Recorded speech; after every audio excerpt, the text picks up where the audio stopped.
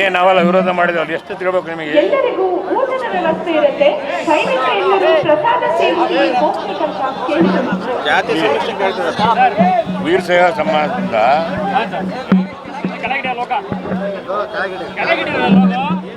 ವೀರ ಸೇವೆ ಮಹಾಸಭೆಯ ವತಿಯಿಂದ ನಾವೆಲ್ಲರೂ ವಿರೋಧ ಮಾಡಿದ್ದೇವೆ. ಅದೇ ರೀತಿ ಒಕ್ಕಲಿಗರು ಸಹ ವಿರೋಧ ಮಾಡಿದ್ದಾರೆ.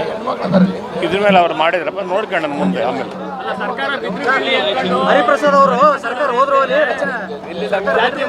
ಅವ್ರು ಏನಾರ ಮಾತಾಡಲಿ, ನಾವು ನಮ್ಮ ಅಭ್ಯರ್ಥಿ ನಾವು ಕೊಟ್ಟವಿ. ವಿಜಯೇಂದ್ರ ಅವರು ನಿಮ್ಮ ಹೆಸರು ಹೇಳಿದ್ದಾರೆ ಸರ್.